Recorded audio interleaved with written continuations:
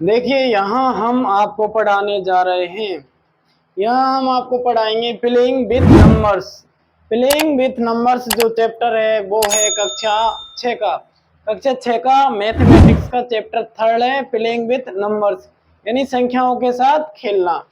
Playing with numbers class 6 और जिसका chapter है 3, जिसका इंट्रोडक्शन इससे पहले हमने आपको दिया था और ये पार्ट है, इसमें भी हम इंट्रोडक्शन ही करवाने जा रहे हैं। तो देखिए इससे पहले हमने आपको बताया था फैक्टर और मल्टीपल के बारे में कि फैक्टर क्या होता है, यानी गुणनखंड।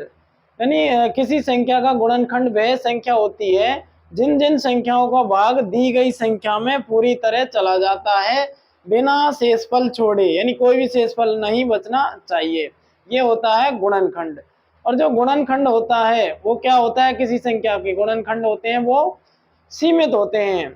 और हमने ये भी बताया था कि किसी जो संख्या का गुणनखंड होता है वो कैसा होता है, सीमित होता है। इसके बारे में हमने गुणज के बारे में भी बताया था कि किसी संख्या को यदि हम पूर्ण संख्या से मल्टीप्लाई कर दें तो हमारा गुणज प्राप्त हो जाएगा। और हमने ये भी बताया था कि जो प्रत्येक संख्या होती है स्वयं अपना गुणनखंड होती है। और यहाँ हम ये पढ़ेंगे कि जो प्रत्येक संख्या होती है वो स्वयं अपना एक गुणज यानी कि मल्टीपल भी होती है। और वहां पर यानी इससे पहले हमने आपको ये बताया था कि जो प्रत्येक संख्या है उसका जो गुणनखंड होता है वो उससे कैसा होगा, उससे छोटा या उसके बराबर होगा। और यहाँ हम गुणज के बारे में पढ़ेंगे। तो हम यहाँ पर कुछ लाइन लिख लेते हैं। जैसे सबसे पहले मैं लिख देता हूँ एक लाइन। तो यहाँ पर मैं एक लाइन लिखता हूँ स्टार लगा के कि प्रत्येक संख्या का गुणनखंड, प्रत्येक संख्या का, प्रत्येक संख्या का गुणनखंड कैसा होता है, प्रत्येक संख्या का गुणनखंड। देखिए ध्यान से, प्रत्येक संख्या का जो फैक्टर होता है, प्रत्येक संख्या का गुणनखंड, प्रत्येक संख्या का गुणनखंड उस संख्या से, उस संख्या से छोटा, उस संख्या से छोटा या उसके कैसा होता है, बराबर होता है, बराबर होता है। देखिए प्रत्येक संख्या का जो फैक्टर होता है वो उस दी हुई संख्या के या तो बराबर होगा या उससे कैसा होगा, छोटा होगा। जैसे मैं यहाँ पर बात करता हूँ किसकी, मैं यहाँ पर लिख देता हूँ कि मैं लिख देता हूँ यहाँ पर उदाहरण के लिए कि 18 के गुणनखंड। जब मैं 18 के गुणनखंड करके देखता हूँ, 18 के गुणनखंड, जब मैं 18 के गुणनखंड करता हूं तो यह आते हैं 1 2 3 4 नहीं होगा, 5 6 7 8 9 10 11 12 13 14 15 16 17 और 18। यहाँ पर ये 18 के हमें क्या प्राप्त हुए हैं, ये 18 के हमें यानी 18 के ये फैक्टर्स हमें प्राप्त हुए हैं। और यहाँ पर हम अच्छी तरह से देख पा रहे हैं कि जो 18 के फैक्टर हैं वो 18 के फैक्टर 18 से या तो 18 के बराबर है या फिर 18 से कैसे हैं, छोटे हैं। तो हमने यहाँ पर एक लाइन लिखी है कि प्रत्येक संख्या का गुणनखंड सभी संख्याओं का, यानी प्रत्येक संख्या का गुणनखंड उस संख्या से छोटा होगा। देख लो यहाँ से ये सारा छोटा है, या फिर उसके बराबर होगा। उसका गुणनखंड उससे कभी भी बड़ा नहीं हो सकता, ये ध्यान रखने की बात है। तो और हम यहाँ पर लिखेंगे कि जो गुणनखंड होता है, प्रत्येक संख्या का गुणनखंड होता है, वो प्रत्येक संख्या का गुणनखंड कैसा होता है, प्रत्येक संख्या का गुणनखंड सीमित होता है। जैसे यहाँ पर 3 और 3 6 गुणनखंड है 18 के, तो ये 6 ही रहेंगे, 7 नहीं हो सकते। इस प्रकार यहाँ पर हम देख रहे हैं कि इसमें 1 का भाग जाएगा, 2 का जाएगा, 3 का जाएगा, 4 का नहीं जाता 18 में, 5 का नहीं जाता, 6 का जाएगा, 7 8 9 10। इस प्रकार इन दी हुई सभी संख्याओं का भाग 18 में जाता है। तो इससे पहले हमने फैक्टर की डेफिनेशन पढ़ ली है कि फैक्टर की डेफिनेशन क्या होती है कि किसी दी हुई संख्या में जिन जिन संख्याओं का पूरा पूरा भाग जाता है वे सभी संख्याएं उस दी हुई संख्या के गुणनखंड कहलाते हैं। तो यहाँ पर ये परिभाषा डेफिनेशन कंप्लीटली होती है। अब हम क्या करते हैं कि और इसके कुछ फैक्ट लिखा देते हैं। जैसे आपको हम लिखाते हैं कि जो प्रत्येक संख्या का जो गुणनखंड होता है वो सीमित होता है। हम यहाँ पर लिखाते हैं कि प्रत्येक संख्या के गुणनखंड कैसे होते हैं, सीमित होते हैं। प्रत्येक संख्या के गुणनखंड कैसे होते हैं, सीमित होते हैं। प्रत्येक संख्या के गुणनखंड कैसे होते हैं, सीमित होते हैं, यानी लिमिटेड होते हैं। जैसे यहाँ पर हम एग्जांपल के लिए देखें तो यहाँ पर 18 के कितने 6 गुणनखंड है, तो ये 6 ही रहेंगे। तो इस प्रकार से आप देख सकते हैं कि प्रत्येक संख्या के जो गुणनखंड हैं वो सीमित होते हैं। और यहाँ पर एक लाइन ये भी लिख सकते हैं कि जो प्रत्येक संख्या है वो स्वयं अपना एक गुणनखंड होती है। तो ये लाइन हम पहले लिख चुके हैं, यहाँ पर चाहे तो यहाँ पर भी लिख सकते हैं। अब देखिए, अब हम पढ़ते हैं किसके बारे में, गुणज के बारे में। यहाँ पर एक लाइन भी लिख देता हूं मैं कि प्रत्येक संख्या स्वयं अपना एक क्या होती है, गुणनखंड होती है। प्रत्येक संख्या स्वयं अपना एक गुणनखंड होती है। प्रत्येक संख्या होगी वो स्वयं अपना एक गुणनखंड होती है। ये हमने एक लाइन आपको लिख दी है। इसके बाद हम पढ़ते हैं किसके बारे में, गुणज के बारे में। गुणज क्या होता है, गुणज के बारे में हम पढ़ने से पहले देखेंगे कि हमने फैक्टर के बारे में पूरी तरह से पढ़ लिया है। अब हम पढ़ने जा रहे हैं मल्टीपल के बारे में। मल्टीपल क्या होता है, तो किसी संख्या को जब हम किसी अन्य पूर्ण संख्या से मल्टीप्लाई करते हैं तो हमें उसका मल्टीपल प्राप्त होता है, उसे क्या कहते हैं, हम गुणज कहते हैं। ये हम पहले पढ़ चुके हैं। अब हम उसके फैक्ट देखेंगे कि प्रत्येक संख्या का जो गुणज होता है वो उस संख्या से छोटा होगा, बड़ा होगा या उसके बराबर होगा। तो यहाँ पर पहले मैं मेंशन कर देता हूं कि प्रत्येक संख्या का गुणज कैसा होता है, यानी कि मल्टीपल। प्रत्येक संख्या का क्या गुणज, जो मल्टीपल होता है प्रत्येक संख्या का गुणज, उस संख्या से प्रत्येक संख्या का गुणज उस संख्या से बड़ा होगा, कैसा होगा, बड़ा होगा, या फिर प्रत्येक संख्या का गुणज उस संख्या से बड़ा होगा या उस संख्या के बराबर होगा, या उसके बराबर होता है, या उसके बराबर होता है। देखिए, प्रत्येक संख्या का जो मल्टीपल है वो उस संख्या के या तो बराबर होगा या उससे बड़ा होगा, छोटा नहीं होगा। जबकि यहाँ पर जो फैक्टर था वो छोटा था या बराबर था, जबकि जो मल्टीपल है वो बराबर है या तो उस संख्या के या उससे बड़ा है। तो देखिए, जैसे मैं यहाँ पर 18 के ही लिख लेता हूँ कि 18 के गुणज कौन कौन से हैं। तो मैं यहाँ पर लिख लेता हूँ 18 के मल्टीपल, 18 के क्या लिख लेता हूँ, मल्टीपल। देखिए, बहुत डिफरेंस है मल्टीपल में और फैक्टर में। तो यहाँ पर आ जाते हैं 18 और क्या 36 और क्या 54। इस तरह से हम देखते हैं कि, और भी लिख देता हूं मैं यहाँ पर, ये लो, और ये रुकेंगे नहीं, ये चलते जाएंगे, क्योंकि जो गुणज हैं वो क्या होते हैं, असीमित होते हैं। जैसे हमने यहाँ पर एक लाइन देखी थी कि प्रत्येक संख्या के गुणनखंड सीमित होते हैं, लेकिन हम यहाँ पर एक लाइन लिखेंगे कि प्रत्येक संख्या के गुणज कैसे होते हैं, असीमित होते हैं। तो यहाँ पर हम लिखेंगे कि प्रत्येक संख्या के गुणज, स्टार लगाकर हम लिखेंगे कि प्रत्येक संख्या के गुणज कैसे होते हैं, प्रत्येक संख्या के गुणज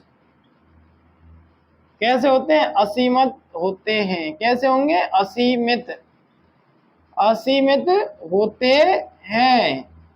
क्यों होते हैं असीमित, असीमित इसलिए होते हैं कि 18, 36, 54, 72, क्योंकि हम जब किसी संख्या को पूर्ण संख्या से मल्टीप्लाई करेंगे तो वह आगे हम कितनी भी बार उसे मल्टीप्लाई कर सकते हैं, लेकिन यहाँ पर ऐसा नहीं था। यहाँ पर तो फिक्स थे, 6 है तो 6 ही रहेंगे, लेकिन यहाँ पर प्रत्येक संख्या के गुणज असीमित होते हैं, क्योंकि 3 और 1 4 तो ये है ही, इसके बाद मल्टीप्लाई करते जाओ और मल्टीपल प्राप्त करते जाओ। नाम ही जिसका क्या है, मल्टीपल, मल्टी यानी बहुत। तो इस प्रकार से 18 के मल्टीपल ये हुए हैं, और प्रत्येक संख्या होती है वो क्या होती है, प्रत्येक संख्या के जो गुणज होते हैं वो असीमित होते हैं। और यहाँ पर हम लिखेंगे कि प्रत्येक संख्या स्वयं का एक गुणज होती है। जैसे यहाँ लगा कि प्रत्येक संख्या स्वयं अपना एक गुणनखंड होती है, तो यहाँ पर हम उदाहरण के लिए भी लिख सकते हैं। जैसे यहाँ पर लिख सकता हूँ कि प्रत्येक संख्या स्वयं अपना एक गुणनखंड होती है। तो जैसे 11 है, तो ये हो जाएगा क्या, ये हो जाएगा 11 × 1, तो ये अपना एक क्या होगी, फैक्टर होगी। इसी प्रकार प्रत्येक संख्या स्वयं अपना एक क्या होती है, गुणज होती है। जैसे देखिए यहाँ पर लिखता हूं मैं कि प्रत्येक संख्या स्वयं अपना क्या होती है, प्रत्येक संख्या स्वयं अपना गुणज होती है। प्रत्येक संख्या स्वयं अपना क्या होती है, गुणज होती है। देखिए इसका एग्जाम्पल अपना है कि जैसे मैं यहाँ पर लिख देता हूं 7 × 1 = 7, तो जो 7 का जो गुणज है वो 7 भी होगा, 14 भी होगा और इसके बाद 21 भी होगा। अब मैं यहाँ पर एक संख्या के बारे में बात करता हूँ, जो है संपूर्ण संख्या या परफेक्ट नंबर। तो यदि किसी संख्या के गुणनखंडों का योग उस संख्या से दोगुना आ जाए तो हम उस संख्या को संपूर्ण संख्या कहते हैं। जैसे यदि इन संख्याओं को सबको मैं जोड़ लूं और इनका जो योग है वो 18 का दोगुना यानी 36 आ रहा है, तो हम कहेंगे कि जो 18 है वो एक संपूर्ण संख्या है। तो देखिए यहाँ पर मैं परिभाषा मेंशन कर देता हूँ कि क्या होती है संपूर्ण संख्या। तो यहाँ पर स्टार लगा के मैं लिख देता हूँ कि यदि किसी संख्या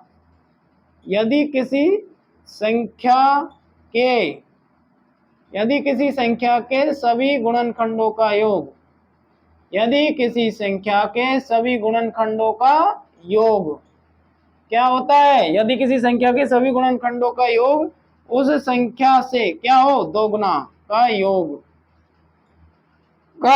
कैसा हो, उस संख्या से कैसा हो, दोगुना हो, तो वह संख्या उस संख्या से दोगुना हो, कैसा हो, दोगुना हो, तो वह संख्या क्या होगी, तो वह संख्या संपूर्ण संख्या यानी परफेक्ट नंबर हो जाएगी। तो वह संख्या संपूर्ण संख्या कहलाती है। जैसे हम यहाँ पर देखते हैं, तो हम यहाँ पर देखते हैं कि 6, अब 6 के गुणनखंड होते हैं 1 2 3, 1 2 3 4 5 6 यानी कि 6। अब देखिए यहाँ पर देखिए 2 और 1 3, 3 और 3 6 और 6 12, यानी इस संख्या का दोगुना कितना होगा, 12 होगा, और इसके अंकों का योग क्या है, इसका दोगुना है, इसलिए 6 एक संपूर्ण संख्या है। इसके बाद हम लिख देंगे कि 6 एक संपूर्ण संख्या है। 6 कैसी संख्या है, संपूर्ण संख्या है, यानी कि 6 इज ए परफेक्ट नंबर। और दूसरा हम एग्जांपल यहाँ पर लेते हैं, ये पहला हो गया। दूसरा हमारा 28, जो 28 है उसके गुणनखंड होते हैं 1 2, 3 का भाग नहीं जाएगा, 4 का जाएगा, 5 का नहीं जाएगा, 6 का नहीं जाएगा, 7 का जाएगा, 8 का नहीं जाएगा, 9 का नहीं जाएगा, 10 का, 11 का, 12 का, 13 का, 14 का भाग जाएगा और स्वयं 28 का जाएगा। अब हम देखते हैं कि हम लिख देते हैं कि यह एक कैसी संख्या है, परफेक्ट, PERFECT, यह एक परफेक्ट नंबर है। हमें परफेक्ट नंबर चेक करना है कि परफेक्ट नंबर कौन से होते हैं। तो देखिए 4 और 2 6, 1 7 और 7 14, 14 और 14 28 और 28 56। अब देखिए जब हम 28 का डबल करेंगे तो इनका योग इसके डबल के बराबर आ रहा है। यही हमने पढ़ा है कि यदि किसी संख्या के सभी गुणनखंडों का योग, यदि किसी संख्या के सभी फैक्टर का यानी गुणनखंडों का योग यदि उस संख्या से दोगुना आ जाए तो हम उस संख्या को परफेक्ट संख्या कहते हैं। जैसे 6 और 28 के जो गुणनखंड हैं उनका योग उनके क्या आ रहा है, दोगुने के बराबर आ रहा है। जैसे 6 दूनी 12, और इनको जब जोड़ेंगे इसके फैक्टर्स को तो 12 ही हो जाएगा। इसका मतलब ये संपूर्ण संख्या है, परफेक्ट नंबर है। 6 और 28 परफेक्ट नंबर है। और आप कमेंट करके नीचे बताओगे कि इस 6 और 28 के अलावा ऐसी कौन कौन सी संख्याएं हैं जो परफेक्ट नंबर हैं। यहाँ तक कंप्लीट पढ़ लीजिएगा। और संख्याएं यानी कि अभाज्य संख्याएं क्या होती हैं, तो यहाँ पर हम स्टार लगा के लिख देते हैं कौन सी संख्याएं, अभाज्य संख्याएं, कि अभाज्य संख्याएं कौन सी संख्याएं होती हैं और जिन्हें इंग्लिश में क्या कहा जाता है। तो अभाज्य संख्याओं को हम प्राइम नंबर के नाम से जानते हैं। प्राइम नंबर्स जो होते हैं हमारे, वो अभाज्य संख्या के रूप में जाने जाते हैं। अब देखिए कि अभाज्य संख्याएं क्या होती हैं। जो प्राइम नंबर्स होते हैं वो क्या होते हैं। तो जिस संख्या का स्वयं के और एक के अलावा कोई गुणनखंड नहीं होता है, वह संख्या क्या कहलाती है? अभाज्य संख्या कहलाती है। तो यहाँ पर हम इसकी डेफिनेशन मेंशन यहाँ पर कर देते हैं, लिख देते हैं कि किसी संख्या का स्वयं के, जब किसी संख्या का, हम यहाँ पर लिख देते हैं कि जब किसी संख्या का स्वयं और एक के अलावा, जब किसी संख्या का स्वयं और एक के अलावा, स्वयं और किसके अलावा? एक के अलावा, जब किसी संख्या का स्वयं और एक के अलावा अन्य कोई गुणनखंड नहीं होता, अन्य कोई फैक्टर नहीं होता, और फैक्टर हम आपको पहले ही पढ़ा चुके हैं। जब किसी संख्या का स्वयं और एक के अलावा अन्य कोई गुणनखंड नहीं होता है, तो वह संख्या क्या कहलाती है? तो वह संख्या क्या कहलाती है? अभाज्य संख्या कहलाती है। यानी कि वह नंबर क्या कहलाता है? अभाज्य, यानी प्राइम नंबर कहलाता है। वह संख्या अभाज्य संख्या कहलाती है। वह संख्या कौन सी संख्या कहलाएगी? अभाज्य संख्या कहलाती है।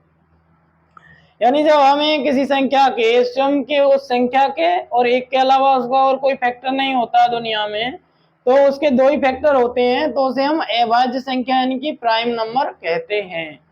और इसके दो ही इसके क्या होते हैं? फैक्टर होते हैं। तो यहाँ पर जैसे हम उदाहरण लिखेंगे, तो जैसे उदाहरण के लिए जब हम लिखते हैं कि अभाज्य संख्या कौन सी होती है, तो अभाज्य संख्याओं के रूप में हम सबसे पहले 2 लेंगे, 3 लेंगे, 5 लेंगे, 7 लेंगे, 11 लेंगे, और इसी प्रकार ये चलती जाएंगी। यहाँ इसके ठीक 2 गुणनखंड होते हैं। यानी अभाज्य संख्या के ठीक कितने गुणनखंड होते हैं? 2 गुणनखंड होते हैं। इसके ठीक 2 गुणनखंड होते हैं। हम देख रहे हैं कि यहाँ पर अभाज्य संख्या यानी जो प्राइम नंबर है उसके ओनली 2 फैक्टर होते हैं। अब हम पढ़ेंगे भाज्य संख्याएं, यानी भाज्य संख्याएं क्या होती हैं। तो यहाँ पर हम लिखेंगे भाज्य संख्याएं। भाज्य संख्याएं जब हम यहाँ पर लिखते हैं, और इसे हम इंग्लिश में कहते हैं क्या? Composite number. इसे कंपोजिट नंबर के नाम से जाना जाता है इन इंग्लिश लैंग्वेज। तो जो कंपोजिट नंबर होते हैं वो क्या होते हैं? अभी हमने पढ़ा था कि अभाज्य संख्याएं, जब किसी संख्या का स्वयं और एक के अलावा अन्य कोई फैक्टर नहीं हो, तो वह संख्या अभाज्य संख्या कहलाती है। यानी कि वह नंबर कैसा नंबर होता है? प्राइम नंबर होता है। लेकिन जब हम भाज्य संख्या यानी कंपोजिट नंबर के बारे में पढ़ते हैं, तो हम देखते हैं कि यदि किसी संख्या के 2 से अधिक फैक्टर हो, तो वह संख्या भाज्य संख्या कहलाएगी। तो हम यहाँ पर लिख देते हैं कि यदि किसी संख्या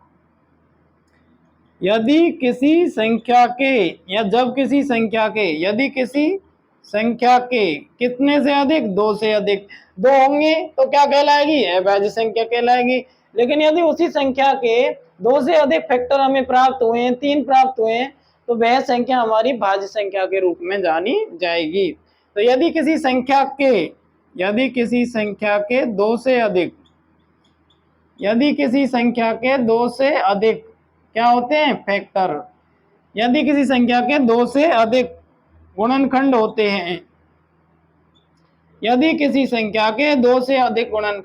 हैं, तो वह संख्या भाज्य संख्या कहलाती है। तो वह संख्या कैसी संख्या कहलाती है? तो वह संख्या कंपोजिट नंबर कहलाती है। तो वह संख्या भाज्य संख्या कहलाती है। यदि 2 से अधिक गुणनखंड होंगे, फैक्टर होंगे, तो वह संख्या हमारी कैसी बन जाएगी? भाज्य संख्या बन जाएगी। जैसे भाज्य संख्या के हम उदाहरण के लिए बात करते हैं, तो हम यहाँ पर देखते हैं, जैसे कितना है? 4 है, 6 है, 8 है, 10 है और 12 है। क्या दो भी भाज्य संख्या है? नहीं, दो अभाज्य संख्या है, क्योंकि दो के जो फैक्टर हैं वो कितने हैं? केवल दो ही हैं, एक और स्वयं दो, इसलिए दो भाज्य संख्या नहीं है। दो कैसी है? अभाज्य संख्या है। और इसके जो फैक्टर हैं वो कैसे हैं? दो से अधिक गुणनखंड होते हैं, इसलिए यह संख्या भाज्य संख्या कहलाती है। अब हमने भाज्य संख्या पढ़ लिया, अभाज्य संख्या पढ़ लिया, यानी प्राइम नंबर पढ़ लिया और कंपोजिट नंबर पढ़ लिया है। इन दोनों में क्या अंतर है कि इसके दो या एक ही गुणनखंड होगा, यानी कि जिसके जो स्वयं और एक के अलावा अन्य कोई गुणनखंड नहीं हो, उसे हम अभाज्य संख्या कहते हैं। जबकि भाज्य संख्या में क्या होगा? उसके दो से अधिक फैक्टर होंगे। यहाँ पर देखिए सबके दो से अधिक फैक्टर हैं। इस प्रकार हम देख रहे हैं कि भाज्य और अभाज्य संख्याएं क्या होती है। अब देखिए हम पढ़ते हैं सम संख्या के बारे में कि सम संख्या क्या होती है। तो यहाँ पर हम टॉपिक डाल लेते हैं अपना सम संख्या, यानी कि इवन नंबर। सम संख्या यानी कि इवन नंबर्स या फिर सम संख्याएं, इन्हें हम लिख सकते हैं। यानी कि इवन नंबर हमारा क्या होता है?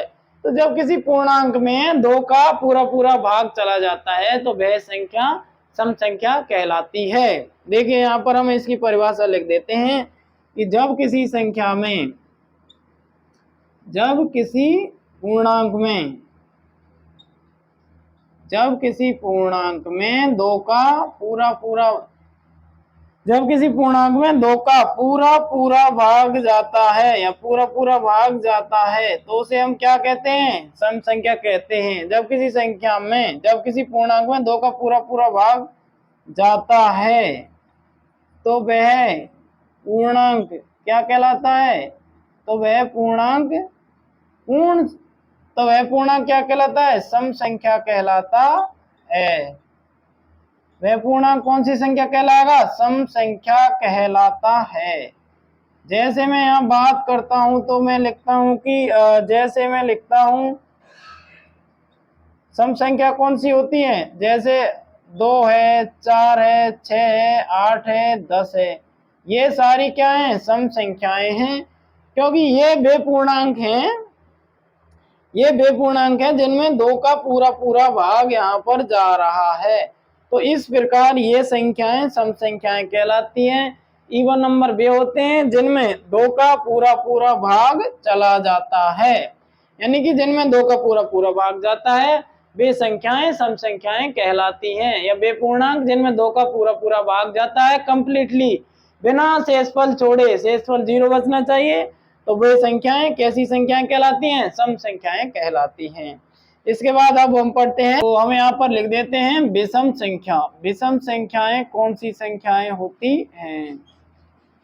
विषम संख्या यानी कि ऑड नंबर। विषम संख्याएं यानी कि हम पढ़ने जा रहे हैं ऑड नंबर्स। ऑड नंबर्स क्या होते हैं ये हम अभी यहाँ पर पढ़ने जा रहे हैं। तो देखिए ध्यान से ऑड नंबर्स। अभी हमने इससे पहले पढ़ा था कि सम संख्या क्या होती हैं, भाज्य संख्या क्या होती हैं, अभाज्य संख्याएं क्या होती हैं। यानी प्राइम नंबर्स कौन से होते हैं? जिनके स्वयं और एक के अलावा कोई गुणनखंड नहीं होता, यानी जिनके दो से अधिक फैक्टर नहीं होते, वे संख्याएं अभाज्य संख्या यानी प्राइम नंबर्स कहलाती हैं। और वे संख्याएं जिनके दो से अधिक फैक्टर होते हैं वे कौन सी संख्या कहलाती है? कंपोजिट नंबर यानी कि भाज्य संख्याएं कहलाती हैं। इसके बाद हमने पढ़ा था कि इवन नंबर क्या होते हैं। तो जिन पूर्णांकों में दो का पूरा पूरा भाग चला जाता है वो इवन नंबर कहलाते हैं। अब हम पढ़ रहे हैं ऑड नंबर। तो ऑड नंबर क्या होते हैं? तो हम पढ़ते हैं कि जिस संख्या में या जिन संख्याओं में दो का पूरा पूरा भाग नहीं जाता या जो पूर्णांक दो से पूर्णतः विभाजित नहीं होते वे क्या कहलाते हैं? वे कहलाती हैं विषम संख्याएं कहलाती हैं। ऐसी संख्याएं जो दो से पूर्णतः विभाजित नहीं होती विषम संख्याएं कहलाती हैं। तो यहाँ पर हम परिभाषा लिखेंगे कि ऐसी संख्याएं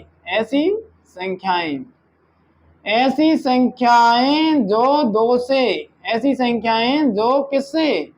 दो से पूर्णतः विभाजित नहीं होती। दो से पूर्णतः क्या नहीं होती? विभाजित, यानी दो का उनमें पूरा पूरा भाग नहीं जाता, कुछ न कुछ बच जाता है।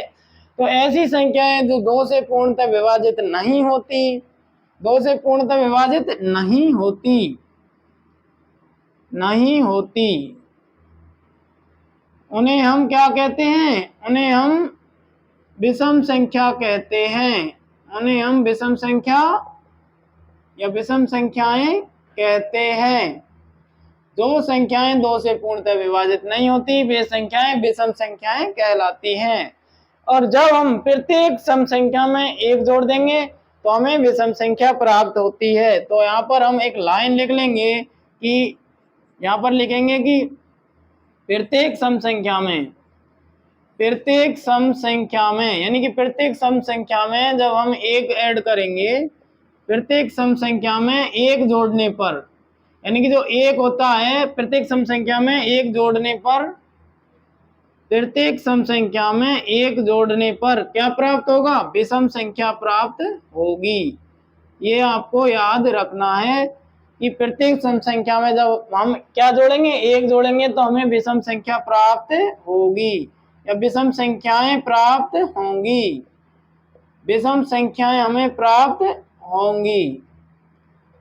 प्रत्येक सम संख्या में जब हम 1 जोड़ेंगे तो हमें क्या प्राप्त होंगी? विषम संख्याएं प्राप्त होंगी। जैसे मैं यहाँ पर उदाहरण लिख देता हूँ कि विषम संख्याएं कौन सी होती हैं। जैसे विषम संख्याएं, जैसे मैं यहाँ पर लिख देता हूँ कि मैं यहाँ पर लिखता हूँ 1, 3, 5, 7, ये कैसी संख्याएं हैं? 9। ये सारी विषम संख्याओं के रूप में आती है। तो वे संख्याएं जो 2 से पूर्णतः विभाजित नहीं होती, क्या 1 2 से पूर्णतः विभाजित हो रहा है? नहीं। 3 हो रहा है? नहीं। 5, 7, 9 ये सभी 2 से पूर्णतः विभाजित नहीं हो पा रहे हैं। यहाँ पर कुछ न कुछ अपना शेषफल बचता जा रहा है, इसलिए यहाँ पर 0 शेषफल नहीं आ रहा। और जब 0 शेषफल नहीं आ रहा तो वी कैन से दैट, हम कह सकते हैं कि जो संख्या है वो पूर्णतः कंप्लीटली विभाजित नहीं है। और जब संख्या पूर्णतः विभाजित नहीं होगी 2 से तो वो संख्या विषम संख्या कहलाएगी। और ये जो संख्याएं हैं विषम संख्याओं के उदाहरण हैं और आगे तक ये चलते रहेंगे। अब हम देखते हैं कि जो अभाज्य संख्या है उसके बारे में एक फैक्ट पढ़ लेते हैं कि जो 1 होता है, यहाँ पर हम स्टार लगाकर लिखते हैं कि 1 न तो भाज्य संख्या है, एक क्या है? न तो भाज्य संख्या है और न ही अभाज्य संख्या। 1 न तो भाज्य संख्या है और न ही अभाज्य संख्या। देखिए इसमें क्या फैक्ट है कि ये ना तो प्राइम है और ना ही कंपोजिट है। क्या रीजन है ऐसा? देखिए हमने पढ़ा है कि भाज्य संख्याएं कौन सी होती हैं? वे संख्याएं जिनके 2 से अधिक फैक्टर हो वे भाज्य संख्याएं कहलाती हैं। तो क्या 1 के 2 से अधिक फैक्टर है? नहीं, 1 ही है। और अभाज्य संख्या में हमने पढ़ा था कि वे संख्याएं जिनका स्वयं का और 1 के अलावा अन्य कोई फैक्टर ना हो वे संख्याएं अभाज्य संख्या कहलाती हैं। तो इसमें 1 तो है फैक्टर, लेकिन इसमें लिख रहा है कि न ही अभाज्य संख्या, मतलब स्वयं के और 1 के अलावा। तो इसका फैक्टर क्या है? 1 ही है, इसलिए अभाज्य संख्या भी नहीं है। क्योंकि अभाज्य संख्याओं के ठीक ठीक 2 फैक्टर होते हैं, इसका सिर्फ 1 ही फैक्टर है। तो देखिए इस प्रकार से 1 न तो भाज्य संख्या है और न ही अभाज्य संख्या है। अब हम पढ़ते हैं कि 1 से 100 तक कितनी अभाज्य संख्याएं होती हैं। तो हम यहाँ पर एक लाइन में आपको बता देते हैं कि 1 से 100 तक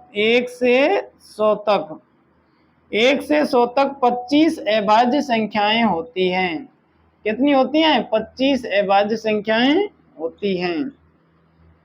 1 से 100 तक 25 अभाज्य संख्याएं होती हैं। इन लाइनों को आपको याद रखना है कि 1 से 100 तक अपनी 25 अभाज्य संख्याएं होती हैं। जो 1 होता है न तो भाज्य संख्या होता है और न ही अभाज्य संख्या होता है। भाज्य संख्या इसलिए नहीं होता क्योंकि इसके 2 से अधिक फैक्टर नहीं है। अभाज्य संख्या इसलिए नहीं है क्योंकि अभाज्य संख्याओं के ठीक ठीक 2 फैक्टर होते हैं, स्वयं के और 1 के अलावा उनका और कोई फैक्टर नहीं होता, यानी 2 फैक्टर तो उनके होंगे ही, जबकि इसका 1 ही फैक्टर है। और 1 से 100 तक 25 अभाज्य संख्या यानी प्राइम नंबर्स होते हैं। 1 से और 100 तक टोटल 25 प्राइम नंबर्स होते हैं। अब हम यहाँ पढ़ेंगे कि दो के बारे में पढ़ लेते हैं कि दो है वो क्या है। तो दो एक सबसे छोटी अभाज्य संख्या के रूप में जाना जाता है।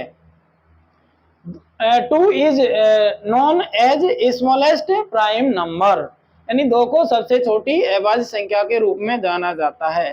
तो यहाँ पर हम लिखेंगे कि दो सबसे छोटी अभाज्य संख्या है। यदि आपसे पूछ लिया जाए कि सबसे छोटी अभाज्य संख्या कौन सी है, तो हम तुरंत बता देंगे कि सबसे छोटी जो अभाज्य संख्या है वो क्या है, दो है। क्योंकि दो के कौन कौन से फैक्टर हैं, दो फैक्टर हैं, एक और दो। दो सबसे छोटी अभाज्य संख्या है। साथ ही है एक ऐसी संख्या है जो सम संख्या भी है। क्योंकि सम संख्याओं की परिभाषा क्या होती है, क्यों वे पूर्णांक साथ ही है, सम संख्या भी है। हम लिखेंगे कि साथ ही यह कौन सी संख्या है, सम संख्या भी है। देखिए यहाँ हमने पढ़ा है कि विषम संख्याएं क्या होती हैं, ऐसी संख्याएं जो दो से पूर्णतः विभाजित हो जाती हैं, वे संख्याएं विषम संख्याएं कहलाती हैं। जबकि ऐसी संख्याएं जो दो से पूर्णतः विभाजित नहीं होती वे कौन सी कहलाती हैं, विषम संख्याएं कहलाती हैं। जबकि ऐसी संख्याएं जो दो से पूर्णतः विभाजित हो जाती हैं वे सम संख्याएं कहलाती है। तो यहाँ पर जो दो है वो दो से पूर्णतः विभाजित हो रहा है, तो ये सम संख्या भी है और दो सबसे छोटी अभाज्य संख्या भी है। अभाज्य संख्या क्यों है, क्योंकि इसके स्वयं के और एक के अलावा अन्य कोई फैक्टर नहीं है, इसलिए दो को अभाज्य संख्या के यानी प्राइम नंबर के रूप में जाना जाता है। तो यहाँ पर आपने कंप्लीटली पढ़ लिया है। वीडियो को लाइक कीजिए, चैनल को सब्सक्राइब कीजिए। Thanks for watching.